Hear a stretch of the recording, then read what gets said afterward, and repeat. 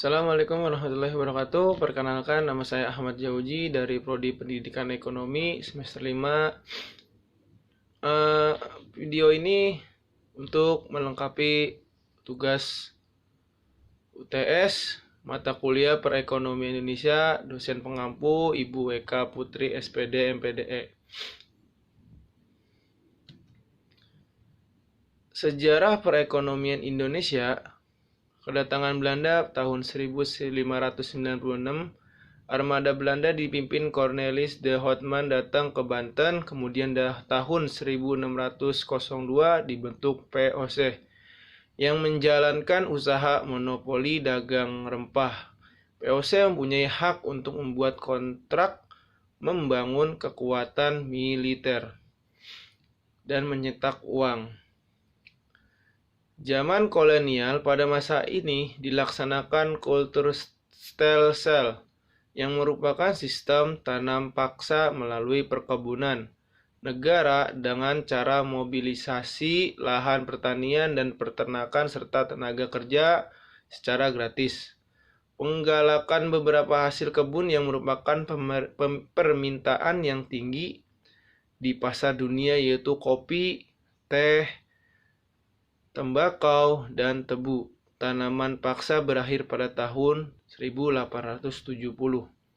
Penjajah Jepang pada tanggal 8 Maret 1942, Jepang mendarat di Kalimantan untuk menguasai sumber minyak mentah. Tanggal 9 Maret 1942, Belanda menyerah pada Jepang. Penyerahan di Kalijati, Subang, Jabar. Pada saat dikuasai Jepang, Indonesia dibagi dua. Satu, Pulau Jawa dan Sumatera di bawah komando Angkatan Darat berpusat di Jakarta. Dua, Kalimantan, Sulawesi, dan Maluku di bawah komando Angkatan Laut yang berpusat di ujung Pandang. Kemerdekaan pada tanggal 7 September 1944, Janji Kausi, lalu dilaksanakan persiapan Indonesia merdeka. 1. Jenderal Kumakichi Harada membentuk BPUPKI atau Dokuritsu Junbi Chosakai. BPUPKI bertugas menyusun dasar negara dan undang-undang. 2. 10 Juli 1945, panitia kecil BPUPKI berhasil merumuskan dasar negara dan membahas perumusan Undang-Undang Dasar.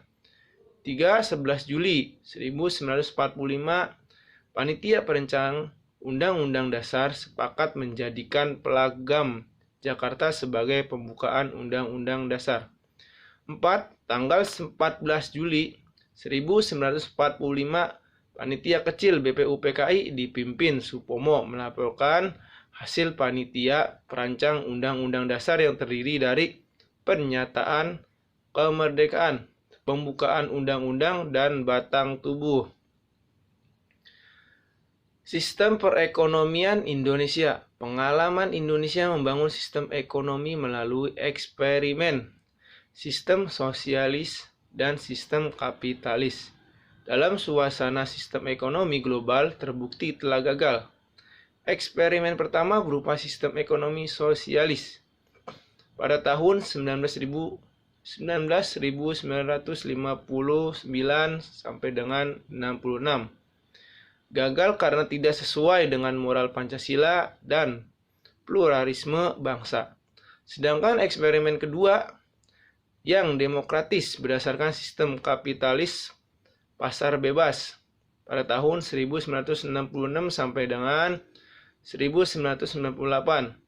Kebablasan karena paham internasional, liberalisme, dan neoliberalisme makin agresif menguasai ekonomi Indonesia. Pertanyaan yang timbul kemudian, kemana arah sistem ekonomi kita setelah tahun 1998? Sistem ekonomi nasional Indonesia yang dipandang cocok adalah sistem ekonomi kerakyatan sebagai suatu sistem ekonomi berasas kekeluargaan yang demokrasi dan bermolar dengan pemihakan pada sektor ekonomi rakyat.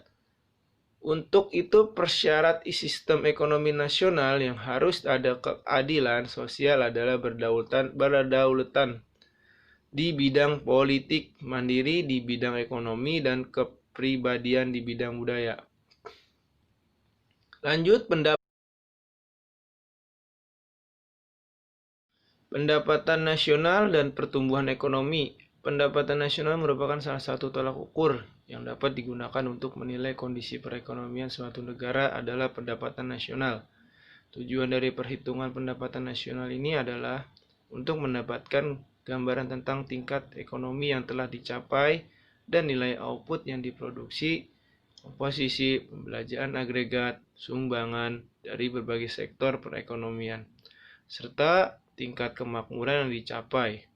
Selain itu, data pendapatan nasional yang telah dicapai dapat digunakan untuk membuat prediksi tentang perekonomian negara tersebut pada masa yang akan datang.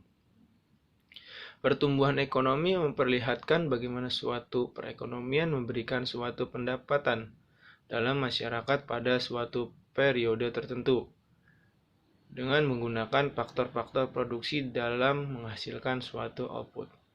Pemerataan distribusi pendapatan adalah pengurangan ketimpangan pendapatan kelompok dalam masyarakat yang dapat diakibatkan oleh tingginya pertumbuhan ekonomi. Hal ini ditujukan agar semua masyarakat merasakan hasil pembangunan itu sendiri. Menurut Badan Pusat Statistik, pertumbuhan ekonomi suatu negara dipengaruhi oleh dua faktor, yakni faktor internal dan faktor eksternal. Faktor internal meliputi ketersediaan sumber daya alam, kualitas sumber daya manusia, modal, dan kewirausahaan. Distribusi pendapatan dan kemiskinan. Pengertian distribusi pendapat disparitas atau ketimpangan, distribusi pendapatan atau kesenjangan, dan tingkat kemiskinan merupakan masalah besar yang dihadapi negara berkembang termasuk Indonesia. Distribusi pendapat mencerminkan merata atau timpangan pembagian hasil pembangunan suatu negara di kalangan penduduk. Tidak meratanya distribusi pendapat akan memicu ketimpangan pendapat yang merupakan awal dari munculnya masalah kemiskinan.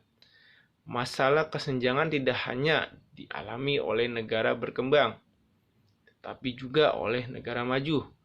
Perbedaan terletak pada proporsi atau besar kecilnya tingkat kesenjangan akan angka kemiskinan terjadi, serta kesulitan mengatasinya yang dipengaruhi oleh luas wilayah dan jumlah penduduk suatu negara. Semakin besar angka kemiskinan, semakin tinggi tingkat kesulitan mengatasinya. Kemiskinan menurut Jing Han, ada 3 ciri utama negara berkembang yang menjadi penyebab dan sekaligus akibat yang saling terkait pada kemiskinan. Pertama, prasarana pendidikan yang tidak memadai sehingga menyebabkan tingginya penduduk buta huruf dan tidak memiliki keterampilan dan keahlian. Dan ciri kedua, sarana kesehatan dan pula konsumsi buruk sehingga hanya sebagian kecil penduduk yang bisa menjadi tenaga kerja produktif. Dan ketiga adalah penduduk terkonsentrasi di sektor pertanian dan pertambangan dengan metode produksi yang telah usang ketinggalan zaman. Indikator kemiskinan dikemukakan oleh Pepanes 2004 dalam Amir Mahmud 2016 berupa 1. Kekurangannya pandangan sandang dan perumahan yang tidak layak. 2. Terbatas kepemilikan tanah dan alat-alat produktif. Kurangnya kemampuan membaca dan menulis. 4. Kurangnya jaminan dan kesejahteraan hidup. 5. Kerentanan dan keterpurukan dalam bidang sosial dan ekonomi. Indeks Pembangunan Manusia Indonesia. Indeks Pembangunan Manusia atau IPM, variabel independen yang dipertimbangkan adalah produk domestik bruto atau PDB, pajak pendapat atau PPN, variabel desentralisasi pemerintahan, variabel Dumitristis tahun 1997, dan variabel demi krisis tahun 2008 dengan menggunakan Error Exit Model atau ECM. Paper ini menemukan bahwa PDB dan PPN berpengaruh terhadap IPN dalam jangka panjang maupun jangka pendek. Estimasi model ECM menemukan bahwa krisis ekonomi tahun 2008 berpengaruh terhadap IPM. Sementara krisis tahun 1997 dan desentralisasi pemerintah tidak berpengaruh terhadap IPM. Kependudukan, ketenagakerjaan, dan kesempatan kerja dan pengangguran. Penduduk yang tidak merata di Indonesia menyebabkan timbul permasalahan yang kompleks. Mayoritas penduduk Indonesia justru berada di Pulau Jawa, suatu pulau yang tidak begitu besar, sekitar 70% dari luas wilayah seluruh Indonesia, sedangkan penduduk dengan jumlah relatif sedikit justru berada di wilayah yang luasnya berseperlima dari luas seluruh Indonesia, yaitu di Pulau Irian Jaya. Sudah tentu Pulau Jawa menjadi pulau dengan kepadatan penduduk yang tertinggi di Indonesia. Ketenagakerjaan, tenaga kerja yaitu penduduk yang tergolong dalam usia kerja. Tiap negara memberikan batasan usia yang berbeda-beda untuk usia kerja. Untuk Indonesia, batas usia terjadi kerja yang dianut adalah minimum 10 tahun dengan tidak ada batas maksimum. Bukan tenaga kerja yaitu penduduk yang bukan tergolong dalam usia kerja di Indonesia adalah penduduk yang usianya di bawah 10 tahun. Kesempatan kerja adalah suatu keadaan yang menggambarkan ketersediaan pekerjaan untuk diisi oleh para pencari kerja, namun diartikan juga sebagai permintaan atas tenaga kerja.